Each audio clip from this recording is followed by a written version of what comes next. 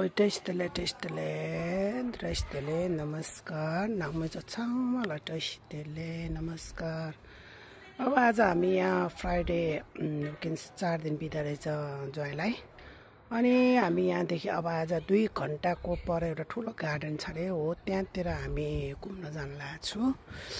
अब यहाँ उनीहरुको बस्ती यो 50 एबीयू हो, यो अस्ट्रेस भन्दो रहेछ यो ठाउँलाई, सिडनीको। अब हामी यहाँबाट जाँदैछु। अब यहाँ छोरी चाहिँ भित्रै छ। अब हामी यहाँ नातिनी यहाँ बसिसके। छोरी हल्ला। अब यहाँ चाहिँ यसरी बान्नु पर्ने रहेछ है गाडीमा, काखमा लिन पाउँदैन रे यो ठाउँमा। त्यो अमेरिका पनि त्यस्तै रहेछ। ल अब हामी यहाँबाट जाँदैछु। अब 1-2 घण्टाको बाटोमा।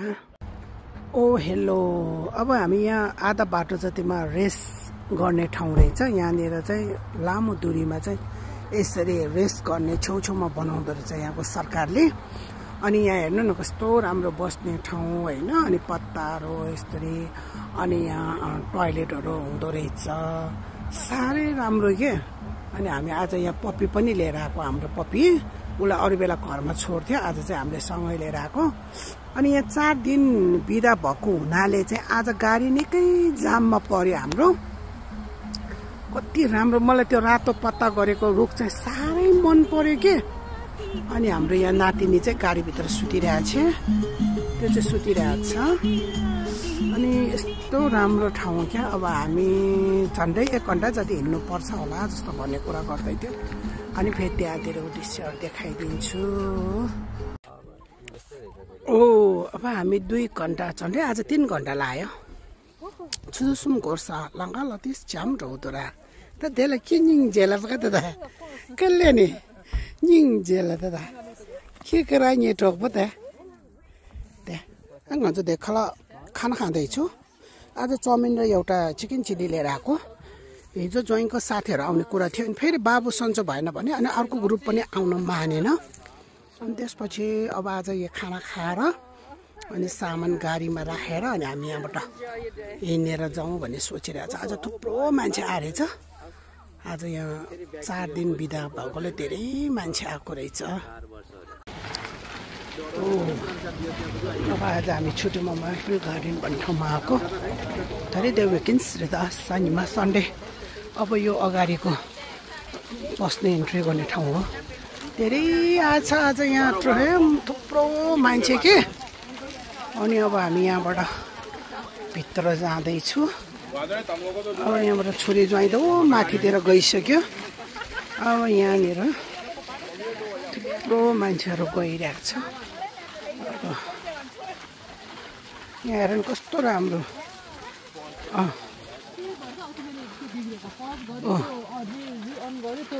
के भयो? ल आउनु आउनु आउनु। ओ आज हामीले पप्पी पनि लिएर आएको सँगै। ओइ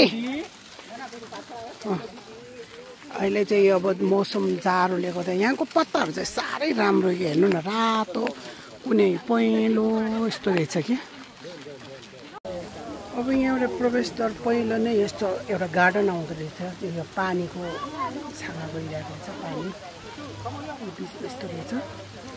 अनि यस्तो रहेछ तपाईँको यो पत्ताहरू चाहिँ मलाई साह्रै मन पर्यो। अब यो रातो छ भने कुनै ठाउँमा पुरै पहेँलो के, आधा हरियो आधा पहेँलो। अब यो चाहिँ पुरै सुकेछ। अब यहाँ चाहिँ जाडो महिना सुरु भयो।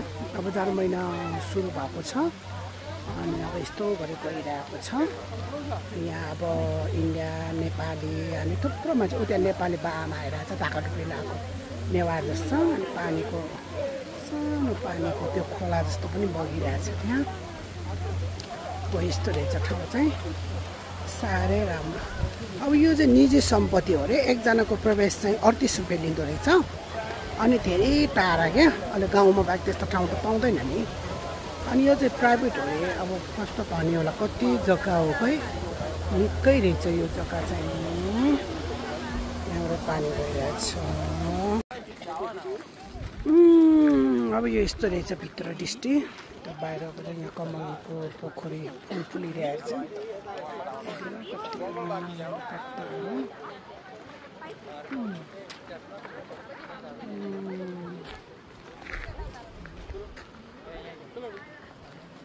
त्यसलाई चाहिँ थप्छु सेज हिसाबको छु स्टोरी बोला क्या कस्तो राम्रो क्या है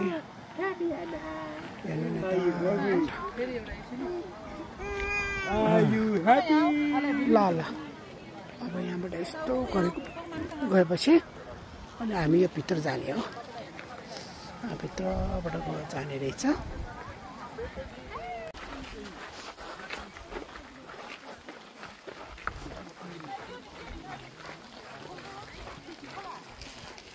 जङ्गल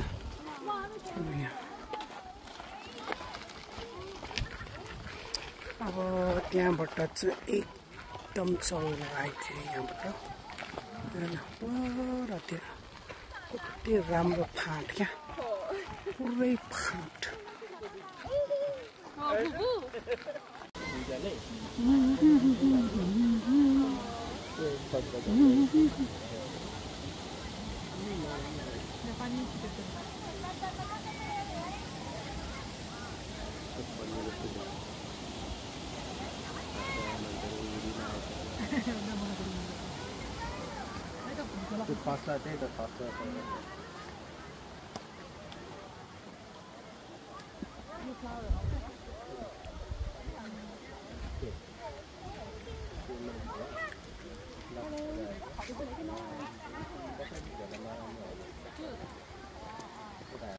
ल अब यहाँबाट यसो बसेर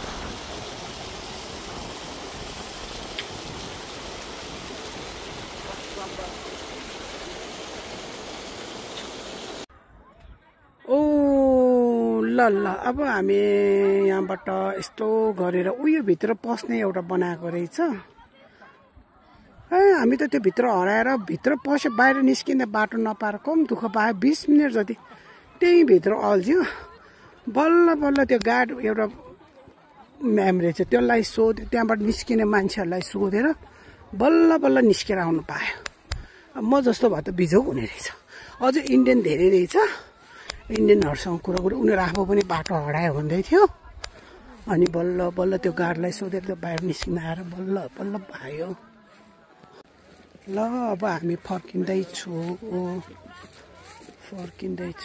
त ल टोलुवा 4:30 बजे बन्द हुन्छ रे यो अब यहाँबाट हामी फर्केर जाँदै छु रमाइलो भयो आज मौसमले पनि साथ दियो साह्रै रमाइलो भयो धेरै मान्छे आएको रहेछ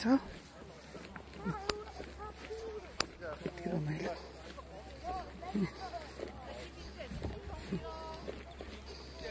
अझ यो हिउँदो सुरु भएको हुनाले फुलहरू धेरै नै सुकिसके रहेछ अरू बेला भए फुल धेरै हुने रहेछ अब अहिले फुल धेरै सुकिसके रहेछ